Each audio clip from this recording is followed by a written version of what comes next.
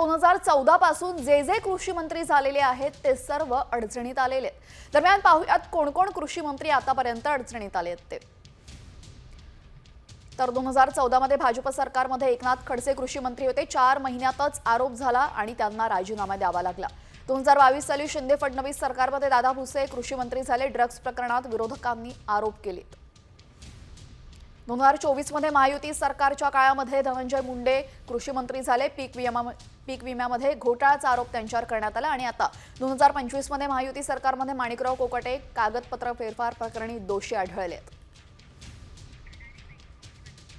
2014 पासून जे कृषी मंत्री झालेले आहेत ते सर्व अडचणीत आलेले आहेत। दरम्यान पाहूयात कोण कृषी मंत्री आतापर्यंत अडचणीत आले आहेत ते। तर 2014 मध्ये भाजप सरकारमध्ये एकनाथ खडसे कृषी मंत्री होते। 4 महिन्यातच आरोप झाला आणि त्यांना राजीनामा द्यावा लागला। 2022 साली शिंदे फडणवीस सरकारमध्ये दादा भुसे कृषी मंत्री झाले। ड्रग्ज प्रकरणात विरोधकांनी आरोप केले। 2024 मध्ये महायुती सरकारच्या काळामध्ये धनंजय मुंडे कृषी मंत्री झाले। पीक विम्यामध्ये घोटाळ्याचा आरोप त्यांच्यावर करण्यात आला आणि आता 2025 मध्ये महायुती सरकारमध्ये माणिकराव कोकाटे कागदपत्र फेरफार प्रकरणी दोषी आढळलेत।